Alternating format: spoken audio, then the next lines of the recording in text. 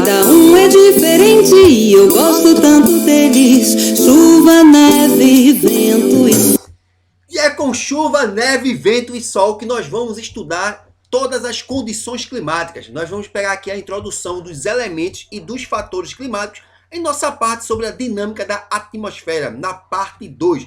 Beleza, primeiro ano? Então prepare o caderno, prepare o livro, prepare o lápis, borracha e a caneta e vamos para o que interessa. Nós vamos iniciar aqui logo com os elementos e os fatores climáticos. Deixa eu ficar pequenininho aqui, certo? Preste bem atenção aí na nossa aula de hoje. Ó, vamos lá. Os elementos, eles vão caracterizar o clima, né? Para dizer clima tropical, clima subtropical, como o Brasil é classificado como um clima tropical. Só que vocês sabem muito bem que o Brasil vai ter uma variação climática aí, muito bonita, muito perfeita. Então, o que vai variar esse clima tropical são justamente os fatores, certo? O que vai influenciar, o que vai alterar o clima. Que nós vamos entender aí um por um na aula de hoje, nessa nossa introdução. Qualquer dúvida, procura lá no Zap, beleza? Estamos juntos, mas não estamos misturados até o momento. Vamos aí para os elementos climáticos. No primeiro elemento climático, nós vamos trabalhar em cima aqui dos ventos. Exatamente, os ventos, né? O ar em movimento. Eu vou dizer que é o quê? O vento. Sopra aí, galera. Preste bem atenção. Eu vou ter aí uma noção. Preste bem atenção nessa figura. Falou de vento, o vestibular vai pedir o que são ventos alísios e ventos contra-alísios. Preste bem atenção. Vamos lá? Na linha do Equador, certo? Vou ter a linha do Equador como referência para trabalhar. E os trópicos. O trópico de Câncer, no norte, e o trópico de Capricórnio, no sul. Certo? Logo essa linha logo embaixo que tem aí 30 graus. Preste bem atenção. Os ventos, eles vêm das regiões de alta pressão para as regiões de baixa pressão. Onde estão as regiões de alta pressão? São as regiões mais frias, ou seja, os ventos alísios, eles saem dos trópicos, tanto do trópico de Câncer no norte, como do trópico de Capricórnio no sul, em direção à linha do Equador. Esses são os ventos alísios. Dos trópicos para a linha do Equador, para as regiões tropicais. E os contralísios, eles vão soprar da linha do Equador para os trópicos, justamente nas regiões de baixa pressão. Os ventos partem da alta pressão, regiões mais frias, para as regiões mais quentes de baixa pressão, certo? Beleza? Então, ventos alísios sopram dos trópicos para a linha do Equador. Contralísios da linha do Equador para os trópicos. Beleza? Aí sei que vocês são fera aí. Vão saber tudo isso, beleza? Vamos lá? Vamos aqui para outro elemento. Lembra que eu falei de baixa e alta pressão? Deixa eu ficar menorzinho aqui. Vocês vão escutando minha voz. A saudade é grande de me ver. Presta atenção. Tá lá no jornal. Quando coloca lá aquela parte de climatologia, aí você tem lá alta pressão e baixa pressão. Tem um A e tem um B lá informando isso. O que é que você tem que saber para você se ligar? Zonas de alta pressão são as regiões frias. Regiões frias, então eu vou ter aí o que? De onde sopra os ventos. Regiões frias também nós chamamos que são regiões anticiclone. E as zonas de baixa pressão, que são as mais quentes, são as regiões ciclones, que estão favoráveis aos ciclones, beleza? Baixa pressão, ciclone, alta pressão, anticiclone. Se eu tiver numa região lá, tá no jornal de alta pressão, tempo bom. Baixa pressão, opa, pode ser que chova. Por quê? Mais quente, vai ter aí a evaporação. Por isso que eu coloquei para vocês, ó. Alta pressão, tempo bom. Baixa pressão está mais sujeita à precipitação, às chuvas. Certo? Vamos lá? Vamos passar aqui. Vamos lá para esses outros elementos. Deixa eu ficar maior para não confundir aqui, ó.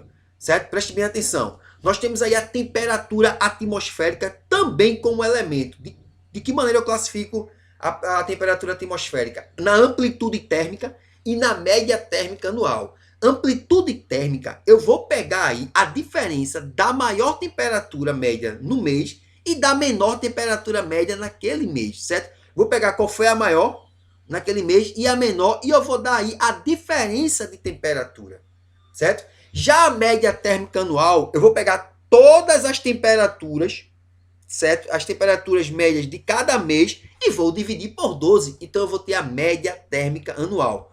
Uma, que é a amplitude térmica, eu vou pegar daquele mês. E a anual, eu vou pegar todos aqueles resultados do mês e dividir por 12. E eu vou ter aí a média térmica anual. Já a umidade do ar, são 3 pontos. Absoluta, certo? É a quantidade de vapor de água, certo? Que o ar ele consegue conter, certo? Ele consegue conter, vai ser aí a umidade absoluta. Já a relativa vai ser a relação entre a umidade absoluta e o ponto de saturação. O que é o ponto de saturação? É justamente a quantidade que o ar consegue de reter o vapor de água. A absoluta é de conter e o ponto de saturação é de reter. Então, quando atinge 100% do ponto de saturação, então vai acontecer o quê? Precipitar, vai chover. Tranquilo? Beleza aí? Então, se chover, eu também vou ter uma classificação aqui para as chuvas. Choveu, eu vou ter aqui 3 tipos de chuva que eu tenho que trabalhar, tá bom? As chuvas orográficas ou de relevo, chuvas de convecção e chuvas frontais. Vamos lá. Chuvas orográficas, elas só podem acontecer justamente na questão nas encostas dos relevos. De que maneira? O vento vai trazendo aí a grande umidade, as nuvens, e as nuvens vão encontrar um obstáculo. No momento que a nuvem encontra um obstáculo, que está nessa setinha aí, certo, de azul, nós chamamos que está na posição de barlavento. A nuvem encontrou um obstáculo, ela tende a subir para poder ultrapassar esse obstáculo. Opa, o obstáculo aqui, voltei no obstáculo, voltei.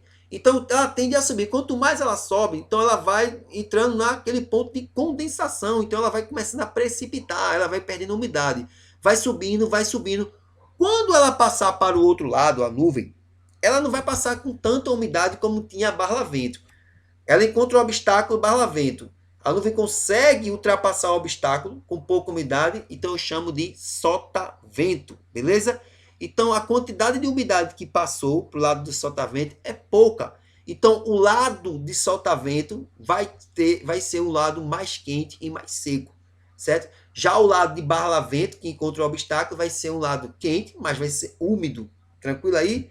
Chuva de convecção, certo? Normalmente acontece mais nas áreas tropicais. Pode acontecer nas regiões temperadas? Pode, mas no verão. Mas não é igualmente a nossa aqui, certo? De que maneira? Os ventos tropicais eles são mais na vertical, certo? Então aquela ascensão do vento faz com que eleve-se a temperatura e vá levando vapor de água. O que é que acontece? Aquelas chuvas finalzinho da tarde, não precisa ser no finalzinho da tarde não, aquela chuva de grande intensidade, certo? Mas de pouca duração, é uma chuva convectiva. Já a frontal é o contrário, vai ser uma chuva de média a baixa intensidade, mas vai ter uma longa duração. Aquelas chuvas no mês de junho, julho, aquelas chuvas, né, que causam as enchentes, os alagamentos.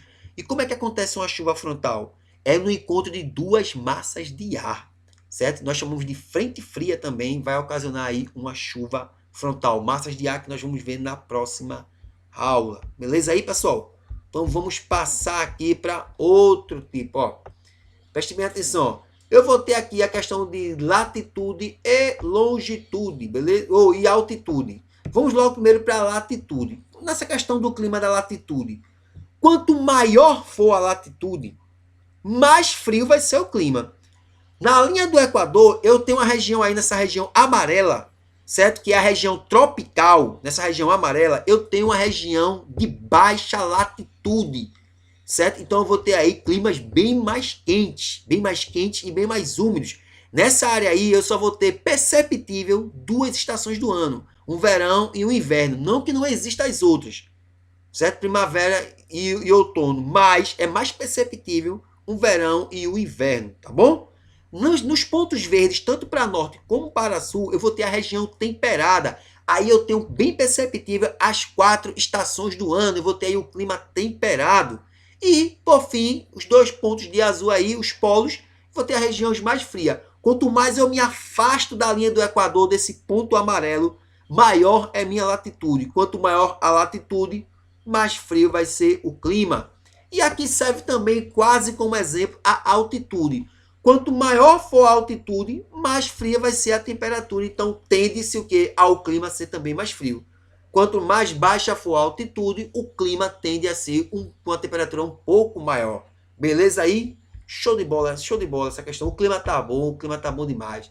Questão de maritimidade e continentalidade. Também há uma regrinha básica aí, anote. Vocês só é parar o vídeo, voltar, que dá para anotar de forma básica. Vê bem. Maritimidade e continentalidade. É a questão de aproximação e afastamento do mar. Preste bem atenção, gente. A água é um ótimo regulador de temperatura. Então, como é que eu funciono aí? Quanto mais eu me aproximo do mar, menor vai ser a minha amplitude térmica, a minha diferença de temperatura.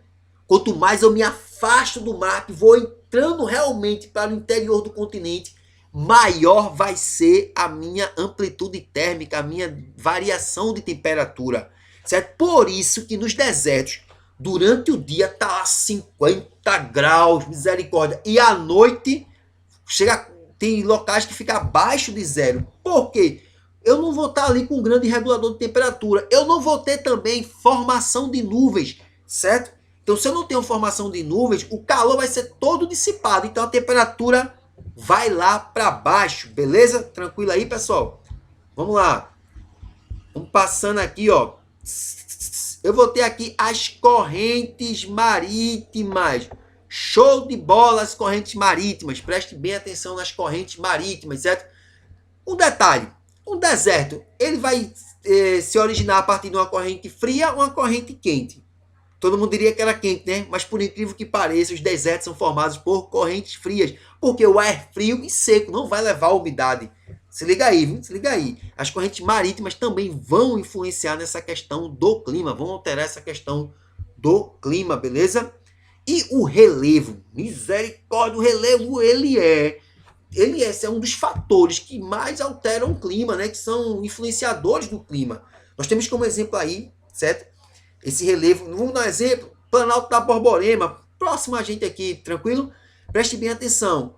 No lado de Barlavento, lembra? De Barlavento é onde chega toda a umidade. A partir do momento que a nuvem começa a subir para poder ultrapassar, para ir para o outro lado, solta vento, então vai passar com o quê? Com pouca umidade. Então, o lado que for Barlavento vai ter um tipo climático com mais umidade.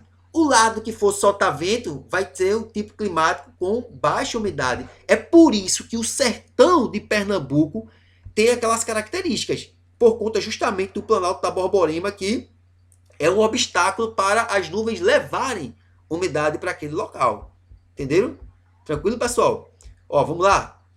Beleza? Então, tudo escuro, mas tudo favorável, certo? Espero que vocês tenham prestado atenção na aula de hoje. Sempre fiquem ligados. Qualquer dúvida, fala no zap que eu estou aqui. Se foi muito rápido, pede ao professor outra explicação ou para o vídeo e volta, mas sempre estaremos aqui, beleza?